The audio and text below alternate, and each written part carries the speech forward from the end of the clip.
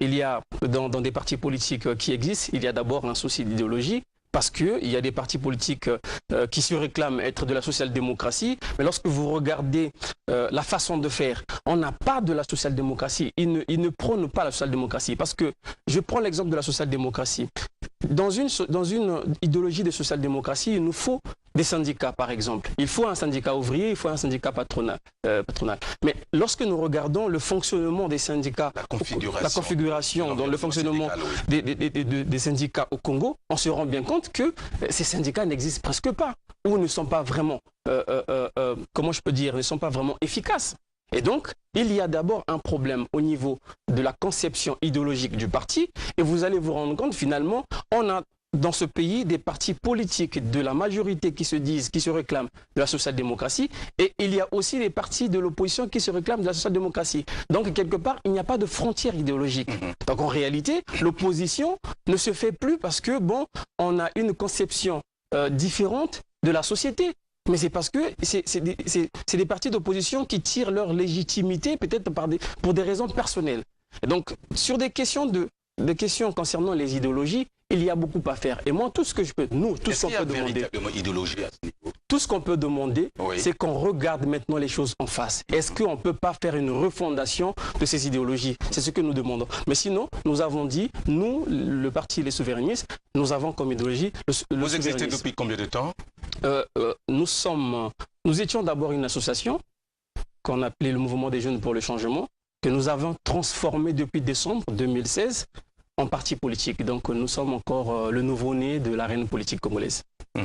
Alors, lorsque vous parlez de partis politiques tels que vous les présentez, disons le portrait robot que vous faites de ces partis politiques, on a l'impression, on se poserait même la question, mais pourquoi créer un parti politique en réalité?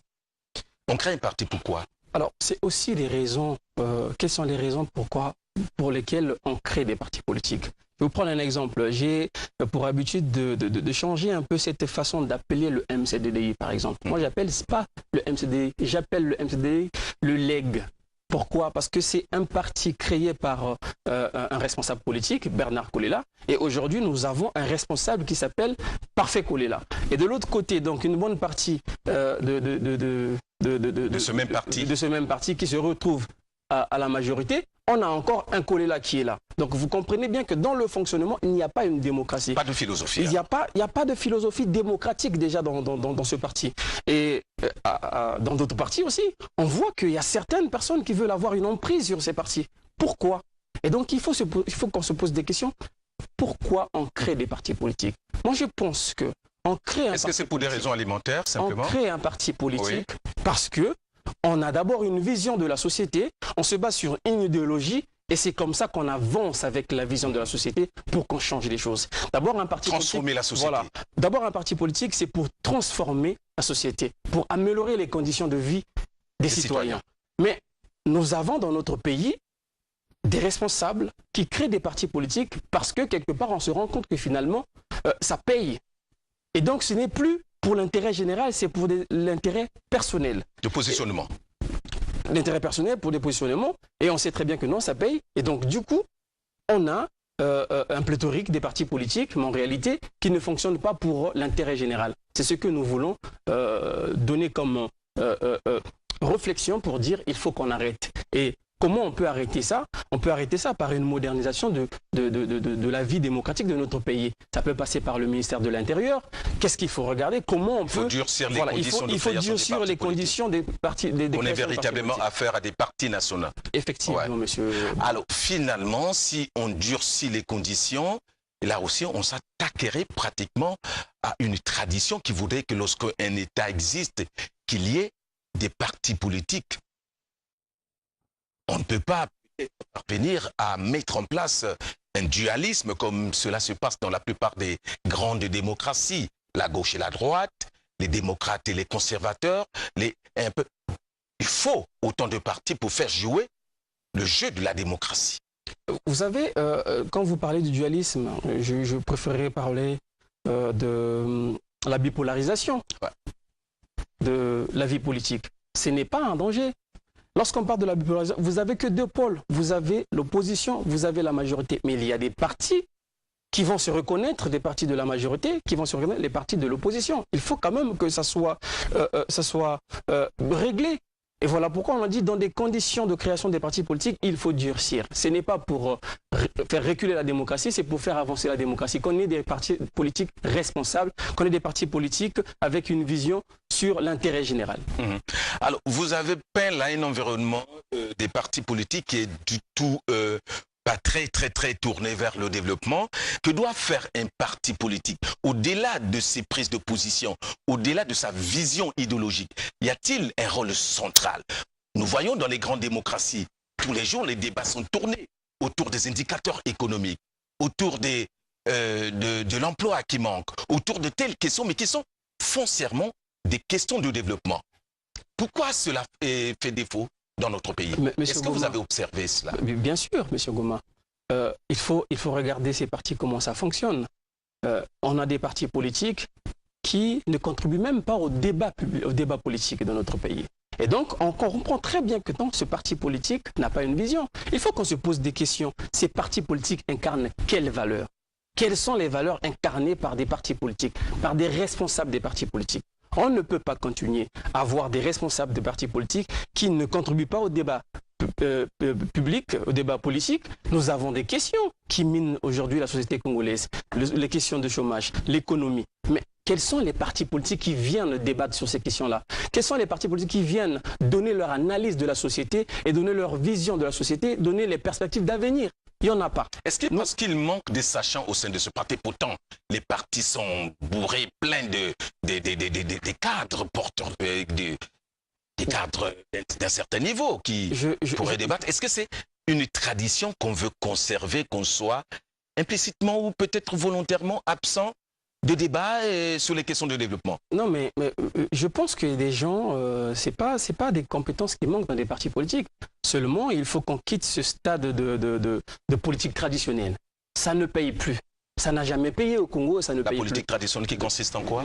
Les politiques traditionnelles, quand je parle de politique traditionnelle au Congo, c'est-à-dire que non, pendant des débats comme ça, des débats économiques qui ne viennent pas pour donner leur réflexion sur l'économie de notre pays. Et donc, il faut qu'on quitte ce stade-là. Il faut que dans chaque parti politique, que nous ayons des responsables qui viennent pour développer leur vision de la société sur tous les domaines. Ouais. Et surtout sur des questions qui touchent réellement des Congolais. Quelle est la vision du parti qui est le vôtre?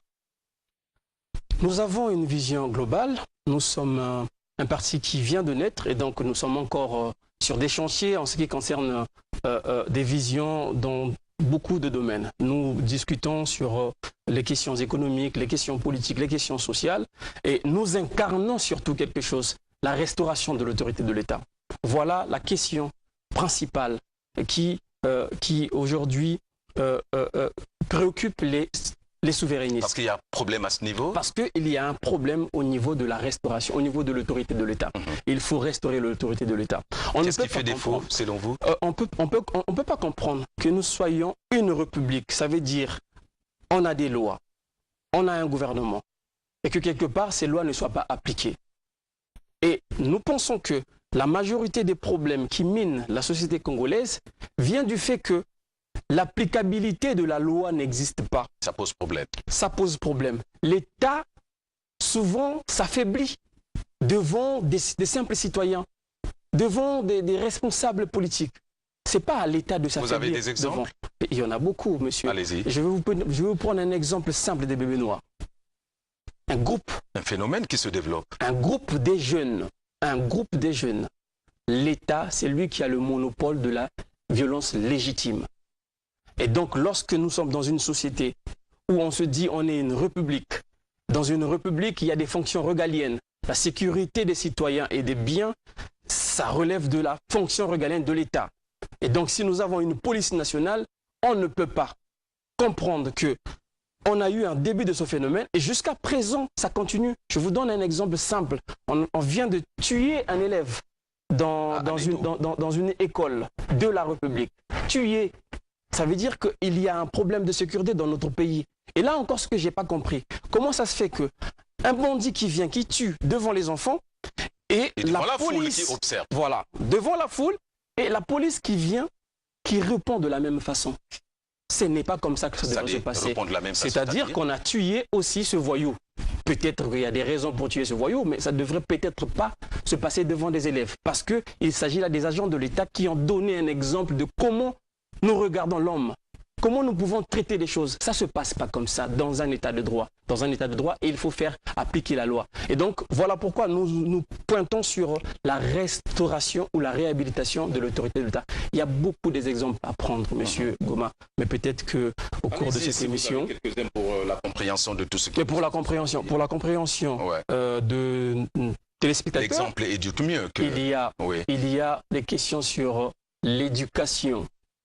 Aujourd'hui, l'école de la République n'existe plus. Pourquoi? Parce que vous avez des enfants, M. Goma. Je suis sûr que parmi vos enfants, il y a ceux qui sont au Congo, il y a peut-être ceux qui sont dans des écoles privées. Ce n'est pas parce que vous avez envie de les mettre dans des écoles privées. C'est peut-être parce que quelque part, l'école publique ne vit plus. Moi, j'ai des cadets qui vont à l'école, mais qui reviennent pour dire non, on n'a pas eu cours. Madame, elle n'est pas venue. Monsieur, elle n'est pas venu. Mais ça... c'est un problème. Comment on peut laisser l'éducation entre les mains des promoteurs des établissements privés? C'est un danger. Pourquoi un danger? Parce que d'abord, une école privée, il y a derrière un entrepreneur. Et un entrepreneur a pour but de maximiser son profit. Et donc aujourd'hui, on a des enfants qui n'ont pas de niveau, mais qui passent. Pourquoi? Parce que monsieur doit... démontrer que son école, niveau, voilà, fonctionne bien. Mais entre-temps, nous savons très bien que non, c'est de l'argent qu'il s'agit. Et donc, il faut que l'État regarde quelles sont mes fonctions régaliennes et que l'État joue son rôle primordial, celui de faire fonctionner tout ce qui est sujet régalien. Il y a beaucoup d'exemples, monsieur. Peut-être que je ne veux pas qu'on finisse cette émission en prenant des exemples. Voilà, donc il faut comprendre que sur des questions de restauration de l'autorité de l'État, nous sommes là en train de réfléchir et il y a beaucoup à dire peut-être dans d'autres occasions. Et comment vous entendez apporter votre contribution à la restauration de l'autorité de l'État, proposition des lois, dialogue avec les autorités, lobbying, ça aussi c'est une forme d'action à mener? Bien sûr, M. Goma.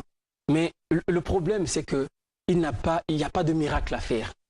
Il n'y a pas de miracle à faire. Il faut qu'on ait des responsables courageux, des responsables politiques courageux. Parce que lorsqu'une loi existe, elle est promulguée, qu'est-ce qu'il faut faire? Il faut la faire appliquer.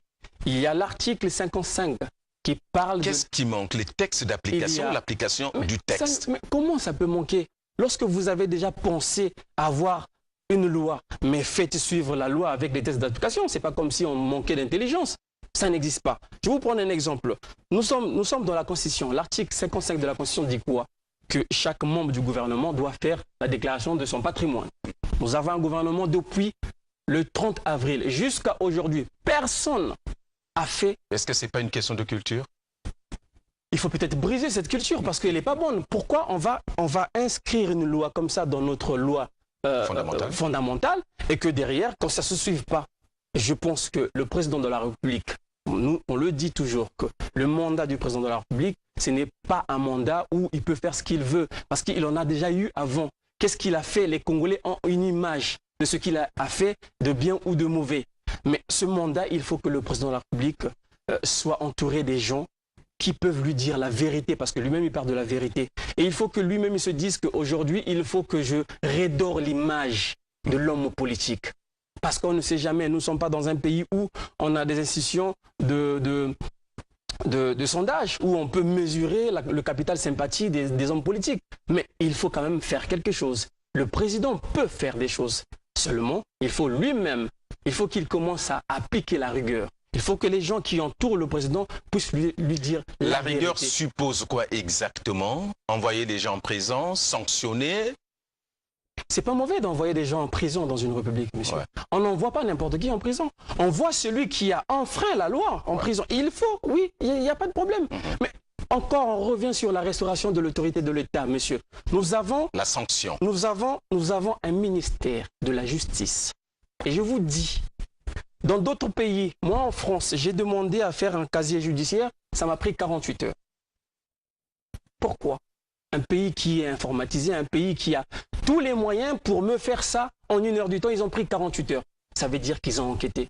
Mais dans notre pays, un certificat de nationalité, un casier judiciaire, ça se fait à l'espace d'une heure. Sans enquête. À quel moment on a mené l'enquête?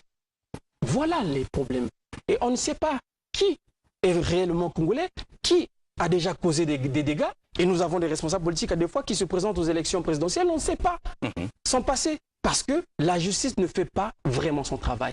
Et nous disons, il faut restaurer l'autorité de l'État dans toutes ses fonctions régaliennes. Le président peut le faire. Moi, je pense qu'il est là, il est capable, parce qu'il connaît bien ce pays. Lorsqu'on parle de la rigueur, ça nous amène à quoi, finalement? Celui qui a parlé de la rigueur, c'est le président de la République. Oui. Et donc, c'est repris pratiquement. Il est difficile de rentrer dans sa tête et de savoir exactement ce qu'il a voulu dire. Moi, j'ai aimé quand le président... Qui doit jouer ce rôle, finalement? Moi, j'ai aimé... Le président démontre le chemin. Mais il faut qu'il y ait à côté des gens qui viennent dire, qui viennent expliquer aux Congolais, aux citoyens. Monsieur Goma, moi j'ai aimé une chose lorsque le président a parlé de la rupture. Ouais. Il ne s'est pas arrêté sur ce concept. Il a développé. Il faut éviter avec les comportements déviants. Il faut arrêter avec le tribalisme. J'ai aimé ça. Ça, c'était un discours... Et quand il le dit, généralement, les gens applaudissent. Pourquoi les gens applaudissent? Bon, je ne sais pas. Peut-être par effet d'enthousiasme. Ou est-ce que les gens se rendent finalement compte de ce qui est dit? Parce que il faut qu'on arrête avec ce système-là où le discours politique passe sans effet d'entraînement. Il faut qu'on arrête. Et lorsque le président parle de la rigueur, il n'a pas développé. Maintenant, c'est un exercice cérébral. À chacun de nous, ce sont les élites, ce sont les intellectuels. Qu'est-ce qu'il faut? Ce sont les partis politiques. Ce sont des partis politiques. Mais la rigueur, c'est quelque chose de très important. Dans une situation catastrophique de notre pays où nous savons très bien qu'on n'a plus d'argent, la rigueur est la bienvenue. Mais comment? Par où commencer? Et comment faire? La loi existe pour être appliquée. Nous avons juste un problème d'applicabilité des lois. Et Mais cette applicabilité est due à quoi? Est-ce que c'est de notre environnement sociologique? N'oubliez pas qu'on est dans un pays où on est, entre guillemets, presque frères. Frères de... Et je vous ramène peut-être à une approche, citation de Marien Ngouabi qui disait qui est pur qui et qui enlève qui, étant donné qu'on est tous. Bon, alors... Présentez-vous, vous ayez un frère, êtes-vous prêt à sanctionner votre frère? C'est ça la grande question. Alors, vous avez touché du doigt un autre problème.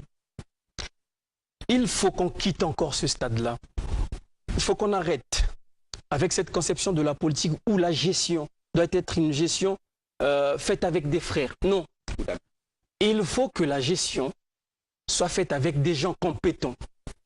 Moi, j'ai toujours pris l'exemple d'un entrepreneur, quelqu'un qui tient son entreprise. Il n'appelle pas ses frères. Vous avez entendu parler souvent des gens qui disent « il ne faut pas faire les affaires avec la famille, ça ne marche pas ». Pourquoi? Parce que la famille va dire « non, c'est mon cousin, c'est mon frère, même si je fais comme ça, il ne va pas le faire ». Il faut avoir ce raisonnement des hommes d'affaires, où il faut mettre quelqu'un de compétent. Quelqu'un qui est compétent, qui sait que je suis là pour le travail. On peut trouver un frère compétent également. Bien sûr, on peut trouver un frère compétent. Je n'ai pas dit que ça ne manquait pas. Mais seulement la relation entre frères, il ne faudrait pas que cette relation soit plus importante. Ce qu'on doit considérer, c'est le travail. Et donc cette rigueur, quand les hommes d'affaires, il faut aussi regarder de ce côté-là comment on peut faire ça au niveau de la gestion des affaires publiques. Donc il faut mettre des gens compétents et que ces gens-là ne puissent pas avoir des liens familiaux quelque part où ils peuvent se dire non mais si je fais ça, on va fermer les yeux. Non, qu'on ne doit pas fermer les yeux. Ouais. Il y a des lois qui existent. Lorsque quelqu'un a fait quelque chose contraire à la loi, il y a des sanctions et il y a tout ce qui va avec. Alors, monsieur Mafoula, abordant la question de la vision économique de votre parti, et d'ailleurs, nous avons peint un environnement qui est celui que nous venons de peindre, et puis absence pratiquement de vision économique des partis. Et qu'est-ce qui fait que vous soyez, et que vous vous démarquiez de l'existant, de la manière actuelle de faire, de l'absence de débat au sein des partis politiques, débat économique, je sous-entends? Monsieur Goma, il y a une chose que le Congo a fait et il y a beaucoup de responsables qui ne se rendent pas compte de qu'est-ce que cela produit dans les têtes des jeunes. On a Canal+, excusez-moi, je ne sais pas si je peux me permettre. Allez-y. qui nous donne beaucoup de programmes de télé. On regarde comment ça se passe les débats politiques dans d'autres pays. On regarde comment ça vit les autres pays. Et on a envie. Ça révolutionne les mentalités déjà. Les jeunes Congolais ont envie de voir du beau qui se passe à l'extérieur dans leur pays. Et donc nous aussi, on se dit on ne peut pas aujourd'hui être au même stade avec les vieux politiques, nos aînés.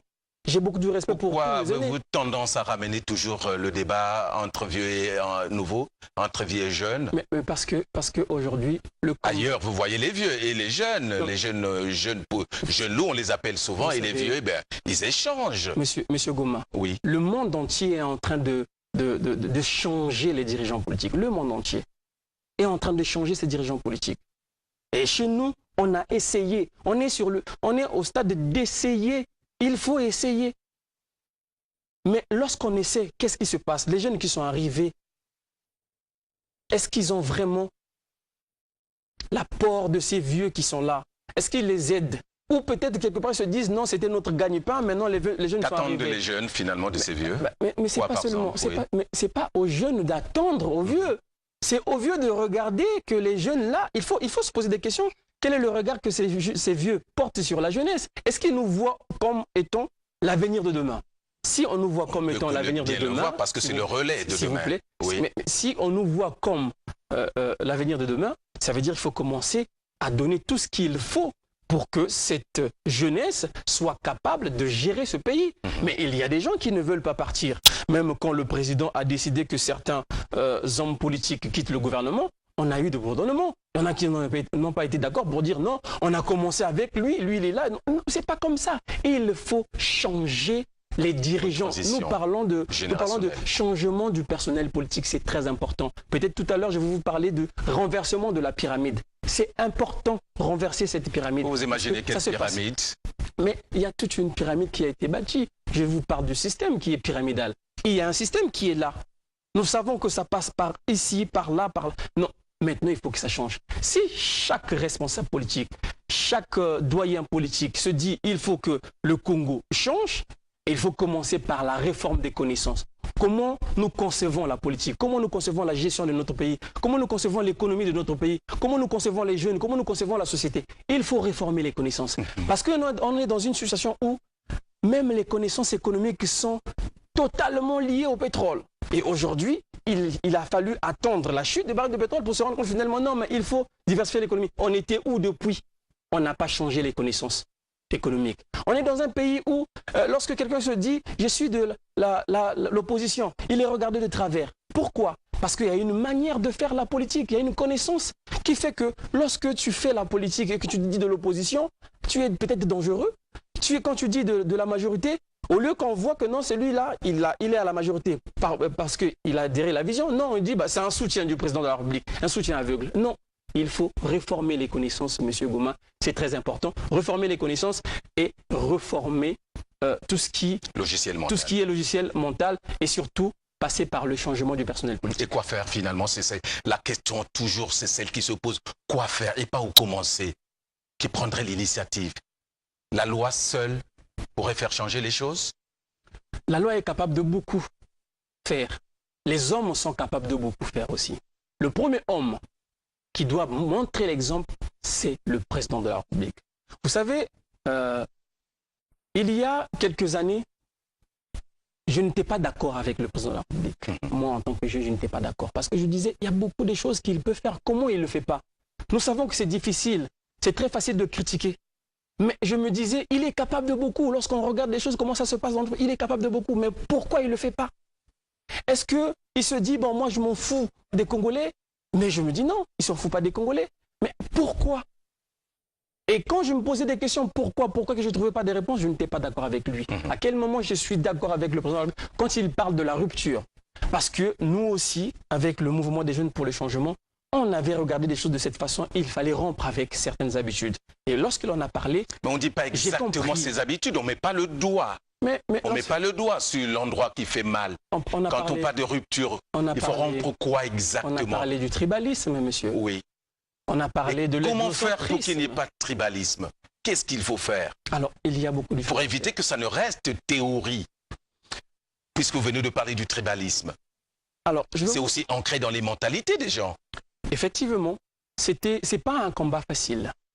Mais il faut passer par une reconstruction de l'unité nationale. Et la reconstruction de l'unité nationale, pour nous, ça passe par... Tout ça, c'est des théories, ça. Reconstruction de l'unité nationale. Là, je développe, monsieur. Oui, comment on peut reconstruire l'unité nationale? Ouais. Il faut passer par la culture. Qu'est-ce que nous avons dans notre culture? Nous avons nos langues, nos deux langues. Le Lingala et le Mounoukutuba. Oui. Le Kituba, pardon. Monsieur, nous sommes Congolais. Ici, on passe une émission en français parce que c'est notre langue officielle. Mais vous allez vous rendre compte finalement, quelqu'un qui parle français, c'est lui le Congolais. Mais quelqu'un qui parle Lingala, qui parle bien Lingala, il est catalogué, lui il est du Nord, il parle bien Lingala. Quelqu'un qui parle bien le Kituba, lui il est du Sud. Donc ce sont nos deux langues maternelles. Moi je ne sais même pas pourquoi on dit maternelle, parce que normalement, pour des... Chacun a sa langue maternelle. Voilà, chacun a sa langue maternelle. Il fallait faire même de ces langues-là, les langues officielles avec le français. Donc il faut réunir les conditions pour que nos deux langues soient des langues pas d'appartenance sud-nord. Il faut repartir vers l'école. C'est l'instruction, ça se passe par là. Ce n'est pas un travail qui est facile, c'est un travail qui est difficile. De longue haleine. Mais il faut commencer. Il faut commencer à l'école. Peut-être qu'il faut qu'à l'école, les enfants commencent à parler, pas peut-être seulement. Voilà. Il faut qu'il y ait des cours de langue, le Kituba, le Lingala. Comme ça, une génération qui sort... Comme on apprend le français, quoi. Voilà, une génération qui sort se rendra compte que finalement, ces langues-là, nous en avons appris à l'école. Donc, c'est une langue nationale. On peut parler au nord, au sud, parce que ça se passe dans le programme scolaire. Voilà comment on peut faire. Il y a beaucoup de choses. Il y a des responsables politiques qu'il faut peut-être essayer d'envoyer à la retraite politique. Parce que, je le dis, peut-être que ça fait rire, mais c'est très important de le dire. Parce que la conception de la politique, même quand vous voyez, on a eu l'élection présidentielle, on a vu des candidats qui se sont présentés. Mais c'est encore quoi? C'est encore un repli, comment on dit ça? Repli identitaire? Le repli identitaire. Ouais. Et donc, il y a des gens qui se sont présentés à cette élection présidentielle parce qu'ils comptaient sur son fief. Mais non, un homme politique, c'est pas ça. Ton fief, ça viendra pour ajouter. Mais il faut que tu sois un homme politique d'envergure nationale. Et donc, toutes ces choses-là, il faut regarder comment ça va se passer. Voilà pourquoi j'ai dit, le changement du personnel politique, c'est très important. Et il y a des gens... Il faut réformer l'État de façon générale. Il faut réformer l'État de façon générale. Et donc, surtout sur la reconstruction de notre unité nationale, c'est très important. Il faut que les hommes arrivent à se parler. On ne peut pas comprendre que nous sommes 4 millions d'habitants. Nous avons une petite partie des hommes qui nous dirigent, qui ne s'entendent pas. Et nous, on est là, on est en train de regarder. Et il y en a certains qui veulent qu'on rentre dans leur jeu. On ne peut pas rentrer dans leur jeu. Vous faites déjà partie en tant qu'homme politique? Non, je ne rentre pas dans ce jeu. Non, pas du tout. Je suis en train de combattre ça. On observe encore. Je suis en train de combattre. Nous observons. J'ai toujours dit... Vous savez, monsieur, quand j'étais le conseiller politique du ministre chargé des relations avec le Parlement, nous avons commencé avec le dialogue permanent. Ouais. C'était jeune, ça. C'était pourquoi? C'était pour permettre à ce que les hommes se parlent. Lorsque vous voulez apporter une solution, commencez à se parler. Les gens qui ne se disent pas bonjour ne discutent pas. Commencez à vous dire bonjour, discutez, et vous pouvez trouver les solutions à vos problèmes. Mais il faut qu'on arrive à ce niveau-là. Mais pourquoi on ne le fait pas? Parce que les raisons qui poussent les uns et les autres à devenir des opposants sont des raisons personnelles. Et nous, qui ne sont pas des raisons idéologiques. Je vous ai dit, il n'y a pas de frontières idéologiques, il n'y en a pas. Ceux qui sont de l'opposition aujourd'hui, ils viennent de la majorité. Même l'UPADES a beaucoup de racines au PCT. Et donc, les raisons idéologiques, il n'y en a pas. Maintenant, peut-être il faut compter sur la nouvelle génération politique. Mais il faut bien que... beaucoup attendre. C'est devant ces politiques... Cette transition générationnelle. Ça viendra. Elle prendra du temps. Tout naturellement, et le temps qui s'impose. Ça va prendre du temps. Tout changement a toujours un temps qu'il faut. Mais tout naturellement, nous pensons que ça va arriver. Alors, parlons de votre vision économique. Quel est le Congo de demain que vous vous projetez économiquement parlant?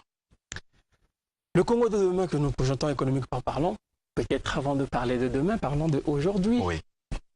Nous avons une crise financière qui secoue tous les Congolais. Tout le monde sait que ça ne va pas, il n'y a pas l'argent. Mais qu'est-ce qu'on fait?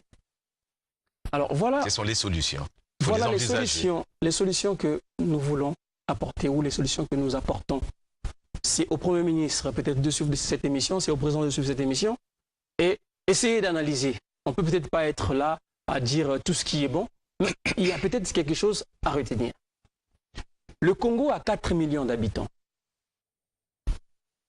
avec un gouvernement composé de 38 ministres, 4 millions d'habitants. Équivalent du gouvernement français, avec 38 membres du gouvernement. Et dans le membre du gouvernement, il y a 17 ministres et 11 secrétaires d'État. Avec combien de population? Plus de 66 millions d'habitants. Vous voyez, un pays comme la France qui a 6 millions d'habitants. La France qui a 68 millions d'habitants. Voilà. Pardon, 68 millions d'habitants, qui a un gouvernement composé de 38 ministres. Et le Congo, qui en a que 4 millions d'habitants, en a aussi 38. Mais quand vous regardez la situation financière du Congo et de la France, c'est comparable les deux situations. C'est comparable parce que là-bas, il s'agit de la gestion. Ici, il s'agit aussi de la gestion. Et qu'est-ce que nous préconisons? Nous préconisons de réduire le train de vie de l'État par rapport à cette situation. En quoi faisant, oui. Il faut réduire le nombre de ministres. Commencer par là. Il faut commencer par là. Oui. Pourquoi je dis il faut réduire le nombre de ministres? Il faut réduire à moitié. Nous en avons combien? 38. Avec le Premier ministre, ça fait 39. Et il y a le secrétaire à la présidence, je pense. Lui aussi qui a rang de ministre. Donc ça fait presque 40. Il faut réduire à moitié. Il faut qu'on arrive à 20. Pourquoi? Parce que la situation que vivent les Congolais aujourd'hui n'a pas pour origine les Congolais, les citoyens. Non, c'est parce que hier, on n'a pas pu gérer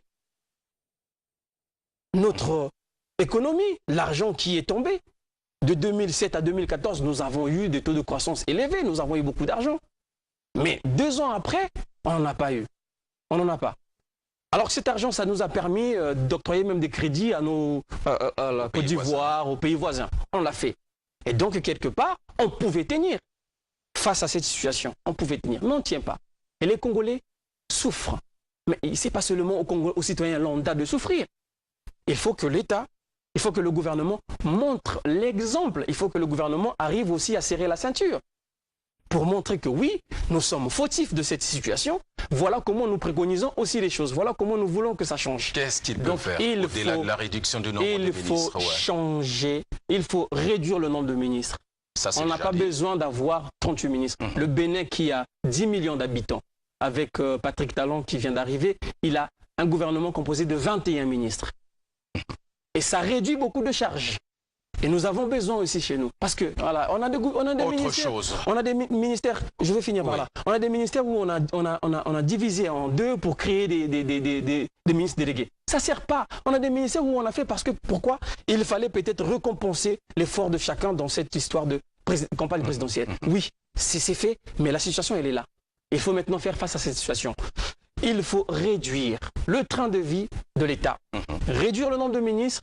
Et il faut que les ministres, puisque c'est l'État qui prend en charge la maison, l'eau, l'électricité, ils ont des émoluments, ils payent avec ça. Dans les cabinets ministériels, qu'on n'ait pas un pléthorique des conseillers, il faut réduire aussi. Ça a été fait. Voilà. Lorsqu'on arrive là, il y a aussi la réduction des fonds de souveraineté, des dépenses de souveraineté. Ça veut dire quoi? Je vous prends l'exemple du pool, le département du pool. Il y a la force publique qui est là-bas. Il y a beaucoup d'argent qui sort. Parce que, bon, il faut résoudre ce problème. Mais ce problème... On le dit, la paix n'a pas de prix. La paix n'a pas de prix, mais il s'agit d'un citoyen congolais. Il y a d'autres raisons. Et je pense que les moyens sont là. On peut passer par un moyen qui est pacifique, le dialogue. Peut-être il y a certains cons qui ne veulent pas du dialogue. Mais regardez la situation, ne laissez pas les Congolais souffrir comme ça. Si on arrête cette situation du pool, depuis 1998 jusqu'à aujourd'hui, comment on n'arrive pas à trouver des solutions pour pallier à ce problème? C'est peut-être parce qu'on ne passe pas par des véritables moyens de solution. Peut-être le dialogue, pourquoi pas? Qu'est-ce que ça va changer? Du point de vue économique, oui, ça pourra apporter, si on réglait, oui, ça fera un manque moins dans les dépenses de l'État, mais il y a autres indicateurs qui peuvent évidemment faire que l'on parvienne à réduire considérablement le train de vie de l'État. Il y a beaucoup de choses, je vous ai parlé. Voilà. Il y a beaucoup de choses, je vous ai parlé de ça. Ça, c'est dans le côté réduction du train de vie de l'État. Côté réduction du train de vie de l'État. Donc il faut autre chose, en termes de politique économique. Alors, en termes de politique économique, par rapport à la situation actuelle, il faut passer par des mesures courageuses, des mesures politiques courageuses. Qu'est-ce que je veux dire par là? Je veux vous parler d'un plan, ce que nous avons appelé un plan d'assainissement des dépenses publiques. Nous avons les impôts. Nous pensons que la manière dont est collecté l'impôt chez nous, il y a trop de fuites. Il y a des agences fiscales qui bénéficient beaucoup. Il faut informatiser les procédures de recouvrement de recettes fiscales. Il faut informatiser parce que quelque chose qui est informatisé, il y a une traçabilité. On regarde comment ça se passe. Je vous prends l'exemple de Casino. Quand vous allez acheter des choses à Casino, vous voyez bien que sur votre reçu, il y a la partie où il y a marqué TVA. La TVA, le taux de la TVA chez nous, c'est 18%. 18, voilà, 18 ouais, je ne sais pas. Autour, voilà, c'est autour. Et donc, c'est quand même visible. Mais si on pouvait informatiser tout le système, jusqu'à ce que même dans des petits magasins, qu'on se rende compte que le Congolais sache exactement que moi j'ai acheté tant, voilà ce que j'ai donné à l'État. Qu'on informatise à ce niveau, et on doit aussi améliorer comment est-ce que nous faisons des recouvrements. Il n'y a pas seulement des boutiques, il y a des hôtels, il y a des restaurants, il y a beaucoup des endroits où on peut informatiser la situation pour que nous soyons capables de savoir combien on a reçu et que même les Congolais sachent exactement ce qu'il a payé pour la TVA. À ce niveau, nous parlons aussi de l'informatisation de la chaîne de dépenses. On prend les trois administrations, donc le budget, le contrôle du budget, et on prend le trésor. Et il faut que tout soit informatisé. Lorsque le budget ordonne, c'est informatisé. Le contrôle budgétaire contrôle, c'est informatisé. Et le trésor, lorsqu'il exécute, c'est aussi informatisé. Lorsque c'est informatisé, il y a une traçabilité. Ça permettra à ce que, aujourd'hui, avec cette crise, qu'on fasse quand même un peu d'économie, ou qu'on soit... C'est ça, au fait, lorsque je veux parler de la rigueur, que ça peut rentrer dans les politiques de la rigueur. Voilà. Alors, l'économie du Congo, et généralement, lorsque je vous ai eu pour la première fois, vous me parlez du climat des affaires qu'il fallait assainir et qu'il y avait prépondérance pratiquement des capitaux étrangers dans le pays. Que c'était des questions qu'il fallait regarder. Voilà. Nous, les souverainistes, nous pensons que dans une situation où nous sommes, dans la situation économique que nous sommes, elle est morose, il faut passer par une sorte de protectionnisme économique. Il faut qu'on ait des responsables politiques capables de prôner la préférence nationale. Nous sommes dans la mondialisation parce que le Congo est signataire des accords de l'OMC. De l'OMC, oui. Mais ça veut dire quoi la mondialisation? C'est la guerre économique. C'est la guerre économique. Qu'est-ce que vous mettez sur le marché? Mais qu'est-ce que nous, on met sur le marché?